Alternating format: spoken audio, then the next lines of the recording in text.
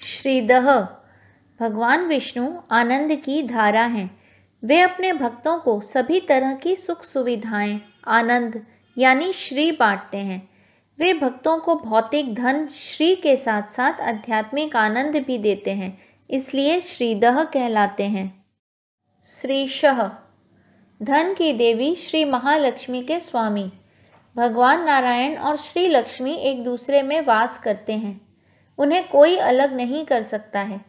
जो जैसा पात्र होता है उसे उसी अनुपात में शक्तिशाली और उदात्त गुण प्रदान करते हैं। उनकी अपार कृपा से ही मनुष्य धन, ज्ञान, सुख, आनंद प्राप्त कर सकता है। श्रीनिवास भगवान श्री विष्णु नित्य निरंतर माँ लक्ष्मी के हृदय में निवास करते हैं तथा परा अम्बा लक्ष्मी सदैव भगवान के हृदय में वास करती हैं। दोनों एक दूसरे के बिना क्षण भर भी नहीं रहते हैं। भगवान श्रीनाथ एवं माता श्री देवी की अभिन्नता श्रीवास, श्रीपति, श्रीश तथा श्रीनिवास में व्यक्त है। श्रीनिवास का एक अर्थ यह भी है कि जो साधु जनों में वास करता है और अभिव्यक्त होता है। यहाँ श्री शब्द का अर्थ वे साधक जिनमें श्री है, जो शुद्ध हृदयों में निवास करते हैं, जहाँ से कामनाओं और वासनाओं का क्षय हो गया है और शांति, आनंद, श्रद्धा और विवेक का उद्भव हो गया है। ऐसे लोगों में आत्मा स्व प्रकाशित होने लगती है। श्रीनिधि भगवान श्री के कोश यानी निधि हैं, इसलिए श्रीनिधि नाम से शोभित हैं। भगवान विष्णु संपूर्ण और परिपूर्ण हैं। सभी महिमाएं उनसे ही उद्भव होती हैं। यहाँ तक कि श्री माया भी नारायण यानी शुद्ध चैतन्य आत्मा से प्रकाशमान है, जिससे वह पूरे प्रपंच की रचना करती है। श्री विभावन भगवान श्री के प्रदायक हैं, इसलिए श्री विभावन है। श्री विष्णु प्रत्येक व्यक्ति को उसकी योग्यता के अनुसार आंतरिक आनंद और बाहरी श्री प्रदान करते हैं। श्री विष्णु ही कर्म का विधान है और इस प्रकार वे कर्मों के फलदाता भी हैं। श्रीधर परमेश्वर सदा श्री को हृदय में धारण करते हैं, इसलिए श्रीधर कहलाते हैं। आत्मस्वरूप परमात्मा कभी भी अपनी सर्वशक्तिमत्ता और संपूर्णता से पृथक नहीं होते। संपूर्ण भूतों की जननी श्री सदैव ही उनके वक्षस्थल में विराजमान रहती हैं। श्रीकर भगवान अपने निरंतर स्मरण करने वाले, उनके स्वरूप का चिंतन करने वाले और उनकी महिमाओं का ध्यान करने वाले भक्तों को श्री और मंगल, कल्याण का वर देने वाले हैं। इसलिए भगवान विष्णु श्रीकर नाम से संबोधित किए जाते हैं। श्रेय श्रेय यानी मुक्ति। भगवान स्वयं ही मोक्ष हैं, इसलिए श्रेय कहलाते हैं।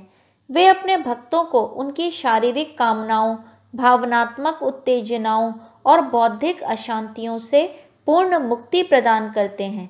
भगवान ही लक्ष्य हैं और भगवान ही मार्ग भी हैं।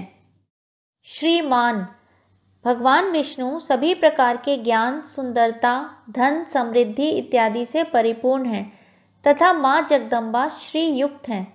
श्री का एक अर्थ यह भी है आश्रय लेना, सेवा करना, सहारा पाना। श्रीमान नारायण पूरी सृष्टि को आश्रय देते हैं, सबकी सेवा करते हैं, सबकी सेवा ग्रहण भी करते हैं, सबको सहारा देते हैं। पूरी सृष्टि के प्राणियों को भी श्री प्रदान करना भगवान श्रीमान की ही कृपा का फल है। लोकत्रयाश्रय भगवान तीनों लोकों, स्वर्ग, धरती और पाताल के आश्रयदाता हैं तथा जागृति, स्वप्न और सुषुप्ति तीनों अवस्थाओं के स्वामी भी हैं। तीनों लोकों के आधार होने के कारण भगवान लोकत्रयाश्रय कहलाते हैं। यदि आत्मस्वरूप चैतन्य हम में न हो तो हम कुछ भी अनुभव नहीं कर सकते। नारायण ही वह विषय रहित अनुभूति हैं।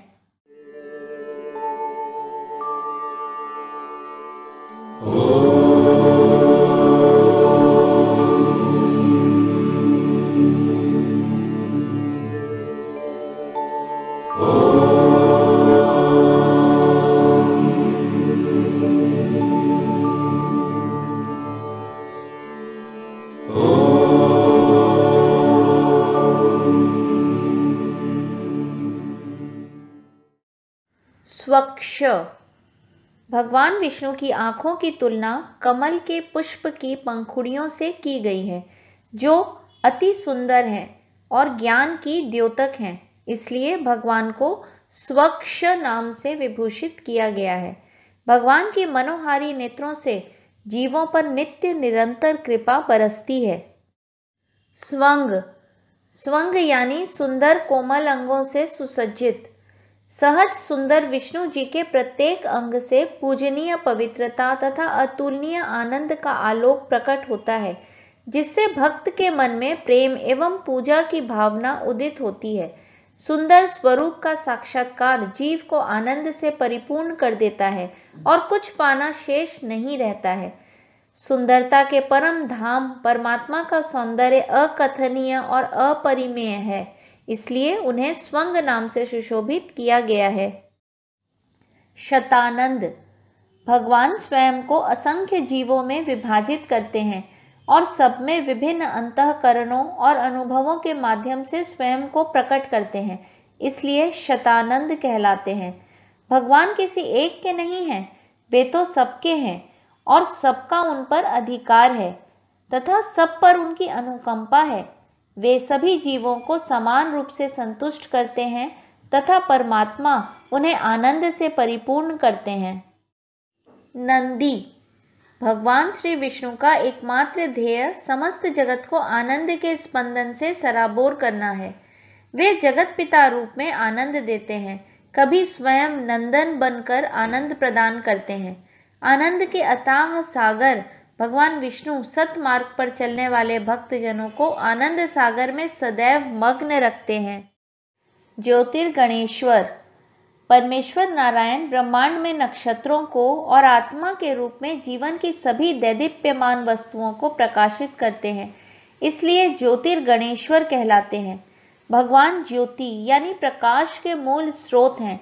सूर्य, चंद्रमा, नक्षत्र तथा जगत आत्मा के प्रकाश से सब प्रकाशमान है। जहाँ प्रकाश है वहीं आनंद है। विजितात्मा। वह जिसने ज्ञानेंद्रियों पर विजय प्राप्त कर ली है। वह भक्त जो अब ज्ञानेंद्रियों का दास नहीं रहा, उस अनिवार्य मानसिक शांति का अनुभव करता है जिससे आत्मस्वरूप नारायण का बोध हो सकता है। विधेयात्मा। प्रत्येक जीव की आत्मा का प्रकाश श्री विष्णु की कृपा का प्रसाद है। उनकी कृपा से जीव अपने ज्ञान इंद्रियों का दास नहीं रहता और फलस्वरूप परम धाम के लक्ष्य की ओर चलता है। परमात्मा उसे जितेंद्रिय बनाकर अनिवार्य मानसिक शांति का अनुभव कराते हैं, जिससे साधक को आत्मस्वरूप नारायण का बोध हो सके। भगवान मन जीत लेते हैं, इसलिए विधेयात्मा कहलाते हैं। सत कीर्ति। नारायण की निर्मल एवं दिव्य कीर्ति है। वे श्री के पति हैं और प्रसिद्ध हैं, इसलिए सत कीर्ति कहलाते हैं।